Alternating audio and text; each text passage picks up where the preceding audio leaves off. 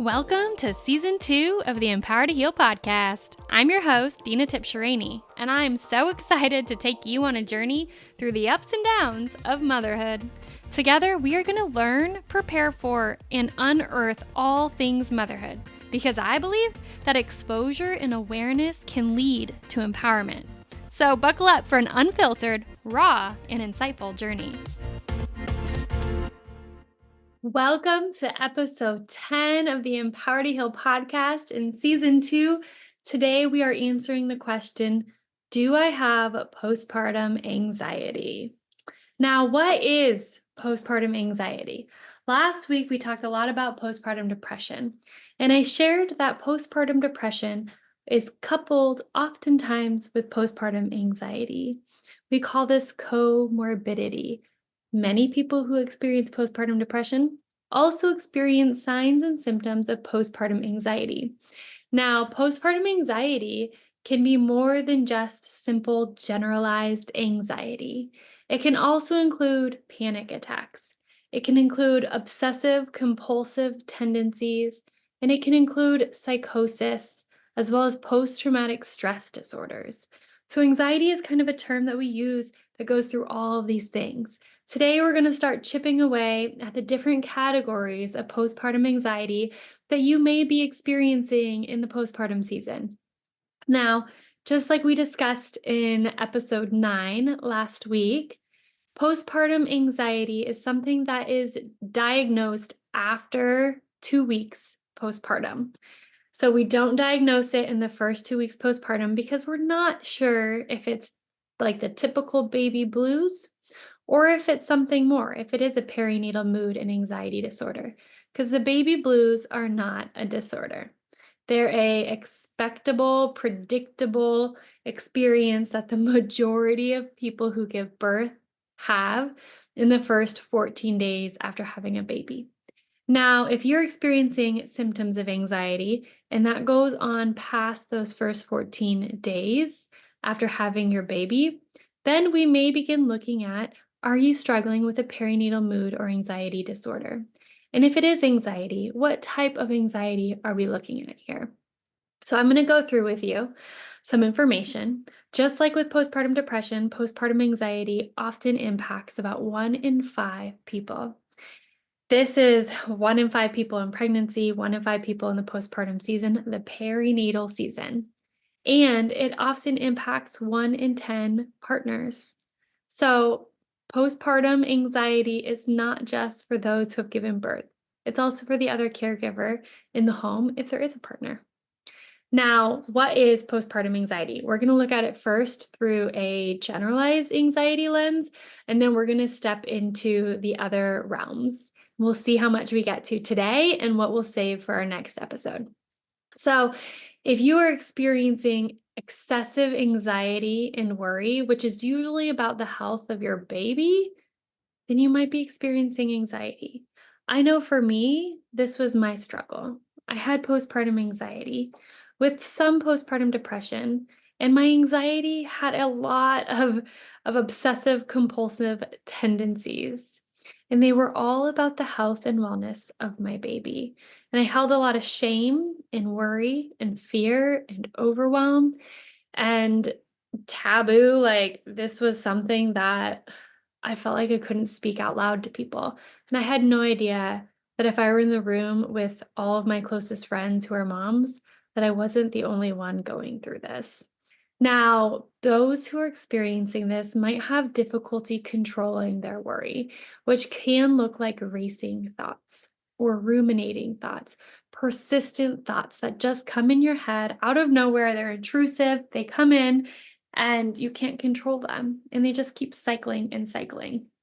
Now, this can create anxiety that contributes to being agitated or irritable. It can escalate to rage, and it can spiral to guilt and shame.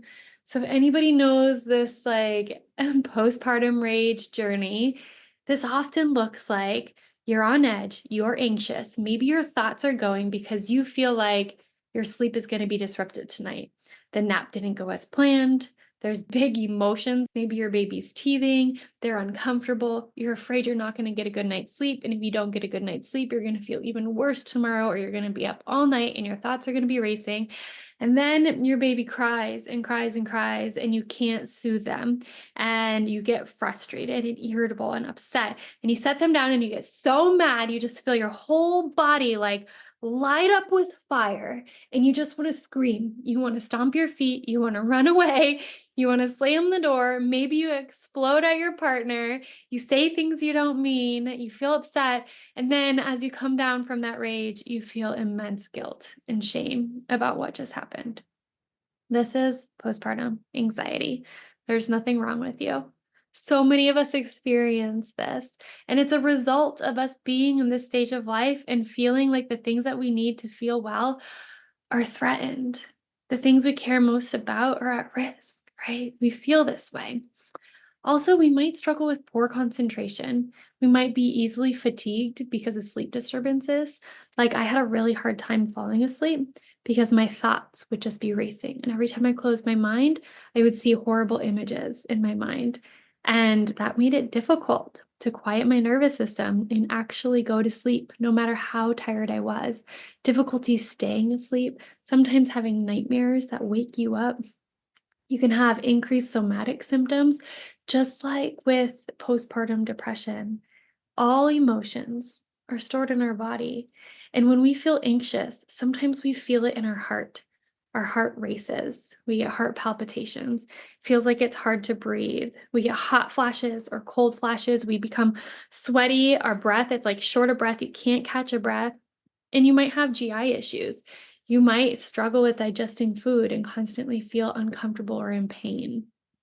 This is what generalized postpartum anxiety looks like. And it kind of leads into what postpartum panic attacks or panic disorders can look like. So, panic disorders are episodes of intense fear or discomfort that usually come on fast. They reach their height, their peak within minutes. It just is like a flood that overcomes you. And you might experience shortness of breath. You might experience chest pains, like you're choking. You might feel like you're being smothered, like you're dizzy. You can't breathe. You have these thoughts that come into your brain where you're terrified. You're terrified. And you can feel hot or cold flashes. You can have a trembling, rapid heart rate, numbness or tingling sensations, restless or agitated, be irritable. And it just is like this overcoming wave that immediately washes over you.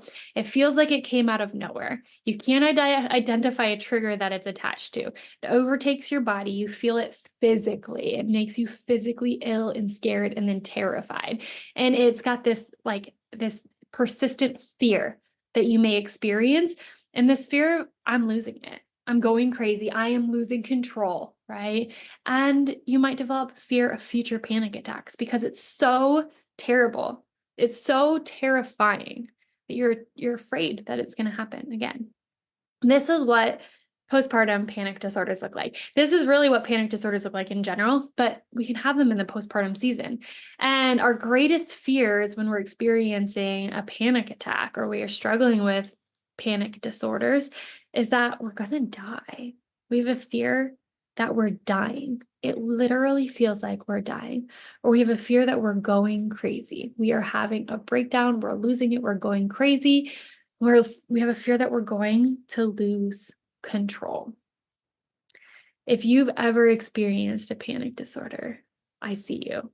It is one of the most terrifying feelings to overcome your body. It feels like it comes out of nowhere and like you've just lost every ounce of control inside you. I see you. You're not alone. Motherhood is a beautiful journey, but it can also be overwhelming. Do you often find yourself feeling isolated, struggling to find balance, and yearning for a sense of identity beyond mom? Trust me, you're not alone. Join the Empowered Mamas Club, where you'll discover a supportive community of like-minded mothers. Gain valuable skills to navigate those highs and lows of motherhood, reclaim your sense of self, and become the engaged and present mom that you desire so that you can create cherished moments with your little ones. It's time to prioritize your well-being and rediscover the joy in motherhood. Click the link in the show notes and join us in the Empowered Mamas Club today. Okay, this leads me into postpartum or perinatal obsessive compulsive disorders.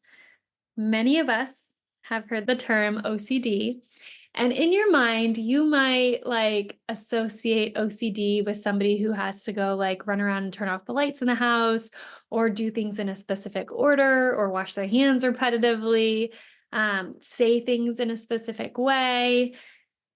That's not the type of OCD that is largely experienced in the perinatal season. So let's break it down around what are obsessions and what are compulsions. Obsessions are defined by recurrent and persistent thoughts, urges, or impulses that are intrusive and unwanted, and they cause anxiety and distress. And the person tries to ignore or suppress these thoughts, urges, or images to neutralize them with some other thought or action. So for me, this looked like the intrusive thoughts that I had come into my brain. And the thoughts that came into my brain were thoughts like words, but they were also thoughts and images. It felt like a video reel was playing in my mind. And it was a video reel of the most terrible things you could imagine. They were all of harm coming to my son. They were all me watching him die over and over and over again in 1,000 different ways every single day. And they were obsessive in nature. They were intrusive. I couldn't control them. They would come in and they would just keep going and they would build one on another. No matter what I did, I couldn't quiet them. I couldn't distract myself away from them. I couldn't talk myself out of them. I would be walking down the stairs and all of a sudden my brain would play a reel of me tripping and falling down the stairs and my baby dying, right? Or me dropping my baby down the stairs. And these thoughts brought so much shame to me because I loved my baby more than anything and I would do anything in the entire world to keep him safe. My biggest fear was him being hurt. My biggest fear was him dying. He is my world. And so to have my brain play tricks on me and show me this over and over again felt traumatic. And it felt like my brain was betraying me. Now, when we talk about the compulsions in OCD, compulsions are the repetitive behaviors that somebody feels like they have to do in response to the obsessions. So they're behaviors or things that are aimed at preventing or reducing your anxiety. So for instance, if we just don't get out of bed today, we won't go down the stairs. If we don't go down the stairs, we'll stay alive. So I don't think I'm going to get out of bed today. Right? And if I do X, Y, and Z, then the bad thing can't happen. So I'm just going to always do X, Y, and Z. And you're really trying to reduce your anxiety or your exposure to your obsession, right? To your distress. Now, perinatal OCD often looks like intrusive thoughts, usually of harm coming to your baby, like I just described. A lot of what if thinking, feeling immense amounts of guilt and shame. Why are these obsessive thoughts and images coming in my brain? Why am I obsessing over this? Am I sick? This is terrible. Is something wrong with me? How could I be doing this? What does this mean about me? Right? We feel horrified by these thoughts. We try to make sense of them, which just creates this shame and guilt spiral within ourselves. It also might contribute to hypervigilance, being extra careful to create safety. For me, it definitely included hypervigilance. I would be scanning around my environment constantly for threats and dangers and planning out how to avoid them. And then we often engage in behaviors to avoid harm or minimize these triggers, right? So I'm scanning, I'm avoiding, I'm trying to figure out how I can get something done I need to get done in the safest way possible, how I can mitigate any danger or threat that's coming my way to my baby, how I can reduce triggers for my brain. I'm in this like, whew, I am engaging in behaviors to avoid at that point in time. Now, I was trained in perinatal mental health and certified by Postpartum International. And if you ever want to check them out, they're postpartum.net. They're phenomenal. In their training for perinatal OCD, they broke down percentages of types of OCD tendencies that people have and how common they are. And so 41% of people with postpartum OCD reported fears of harm for their little ones, oftentimes fear of deliberately harming their little one. It's important to note with postpartum OCD, these thoughts come in, but they're just thoughts. Thoughts do not equal action, right? Thoughts do not define you. They are not who you are. You are your observer of your thoughts, and you are in control to not act upon them when you're experiencing OCD. So these thoughts do not equal actions. When we hear parents explaining or sharing these intrusive thoughts and the nature of them, and if they do look like them hurting their baby in their thoughts, that doesn't mean that they're going to hurt their baby. We ask questions to get curious about, like, what does that feel like to you when you have those thoughts? For me, it felt like the worst thing in the world. I had so much shame and I would do anything in the world to protect my baby. No harm was going to come to him on my watch. Even though these thoughts were coming in my brain, 41% of us experience these fears. 29% have obsessions that are related to contamination. 18% are accidental harm. I was in that category as well. Only like when you think of OCD, most people think of this. Only 6% of perinatal OCD that's been reported is in the category of ordering or arranging things. 3% is around religious stuff, and then 3% is around checking on things. So I found that really, really fascinating. Oftentimes we have like a misperception of what OCD is. In the perinatal season, OCD is very much so about the fears and the thoughts that come in that are obsessive in nature that we can't control, we can't kick, we can't get out, and we try to prevent. So, obsessive thoughts, it's like a wheel, right? With OCD. Obsessive thoughts lead to anxiety. And that anxiety leads to you having these compulsive behaviors to mitigate the obsessive thoughts from happening and to reduce your anxiety, which provides you this temporary relief until you're triggered again into these obsessive thoughts. And oftentimes I say triggered, oftentimes it's not like it's something you know that's happening. It's your brain like, okay, here's a dose of this going on, right? Or you saw stairs. Right? You climbed out of bed. You walked past an outlet. You saw a candle burning. Like tiny little things, right? You got in the car and buckled up and got scared, right? It could be just these tiny little things that bring in and contribute to the cycle continuing over and over and over again. And in the perinatal season, this is the most vulnerable season of our life. We just brought our baby into this world and we are trying deeply to keep them safe and alive and nourished and well and meet their needs. And I believe this creates like a predisposition for OCD, for anxiety. So perinatal women are 1.5 to 2 times more likely to experience OCD than the general population.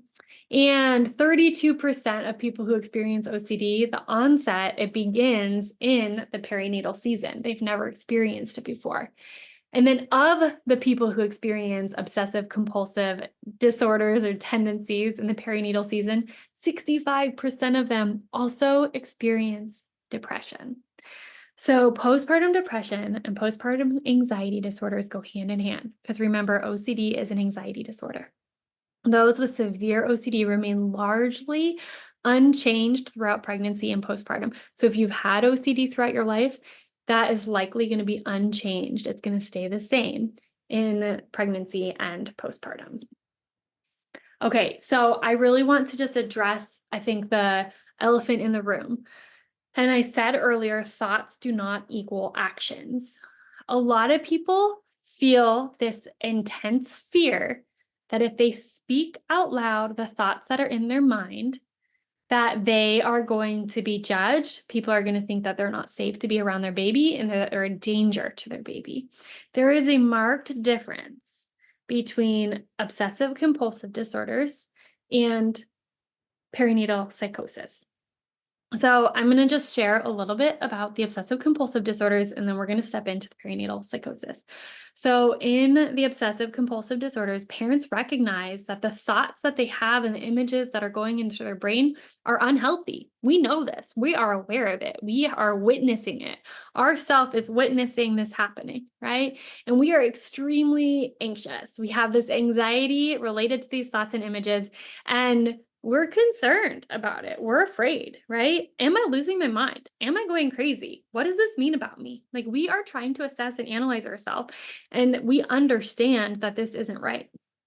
Okay. So, thoughts of harming our baby, parents with OCD don't want to harm their baby. There's no intention behind harming their baby.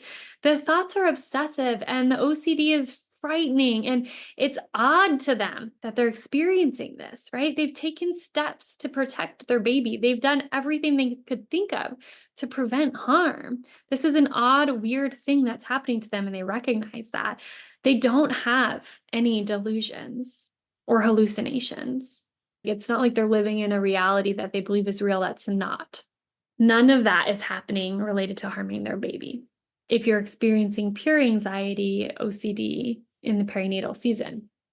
Now, this can take a step forward into psychosis if parents are not able to recognize that their actions or thoughts are unhealthy. If they don't have the awareness that that's not okay, right? That's weird and odd, that that's not normal, that that's unhealthy. Also, they may seem to have less anxiety when indulging in the thoughts and behaviors, and they may have minimal insight about the distortion of their thoughts. They might not be aware that those thoughts are distorted, that they're not real, that they're not wanted. Parents who are experiencing prenatal, perinatal, postpartum psychosis may have delusional beliefs about their baby. A most common one is that the baby is a demon. They might think that the baby is terrible and bad and not safe and not okay, or a bad omen. And parents think that the thoughts of harming their baby are reasonable, or it feels tempting to act upon hurting their baby. And I just want to say, this doesn't make them a bad parent. It means that the postpartum season has triggered something inside their brain that they need help. And my biggest fear is that if you relate to the psychosis piece of this, or you know somebody who does, my fear is that you will fear them rather than help them. The reality is they need help. They need support. The most unthinkable things can happen if we don't step in and support. And so this is my call to action for you. If you're recognizing this in someone you love, if this feels familiar, don't be ashamed, reach out for help. Don't be scared to reach out for help or to bring help to this individual. And postpartum.net has resources specifically around perinatal psychosis. There's also medications that are safe for them to take to support them in this season of life. There's things we can do to create safety. I also want to share, if you're experiencing postpartum depression or anxiety and you feel like everything is toppling down upon you, like you just got hit with a wave of this overwhelm and it feels like you can't pick one foot up and put it in front of the other, or you can't handle the thoughts going on in your brain, there is help. Just like I shared in episode 9, the previous episode of this season on the podcast, this help can look like talk therapy. This help can look like medications. This help can look like strengthening your community and reducing your stress and supporting your sleep and healing your gut through nutrition to heal your brain. This help can look like expression, self-expression, artistic expression, physical movement, energetic releases. There's so much in this world that we can do to support you in healing. Much of the healing taps into parts of ourselves that we didn't even think we were intentionally activating to heal. Like when you go on a walk around the block, you hang out with your friend and it just feels good, and you have those deep belly laughs. When you eat nourishing food or you get a good night's sleep, or you go outside and you garden, you put your hands in the soil, you see the flowers, you enjoy the sun, you reset your circadian rhythm. There's so much you can do. You can remove energy blocks and create alignment inside your body. You can focus on different body parts and muscles to release trauma, emotions that are stuck inside you. You're not alone, and you have so many options. And if you want to learn about them, reach out to me. My email is in the podcast notes. You can send me an email. I provide therapy to people in Arizona. My therapeutic approaches are very integrative and holistic, and they also combine evidence-based modalities to support you in healing. I can also support you through my coaching program in building and strengthening your community and healing while you do so.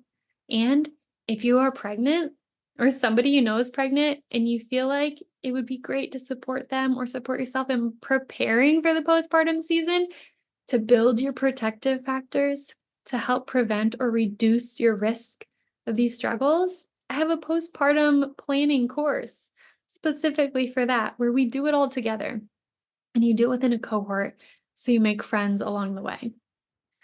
Alrighty, next time we come together, we're going to dive into trauma.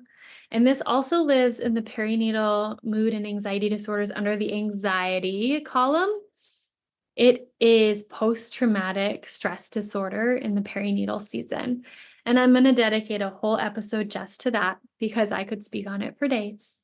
And I am so excited to see you there. So I will see you next week. Are you on the brink of parenthood, eagerly anticipating the arrival of your little one? Take a proactive step towards preparing for the whirlwind journey ahead by joining our waitlist for the Empowered First Year Postpartum Prep course. Designed with your needs in mind, this online 4-week program offers a comprehensive blend of education, skill building, and community support to guide you through the demanding postpartum season. Don't navigate this transformative time alone. Click the link in the show notes below to join our next cohort and embark on your journey to parenthood with confidence.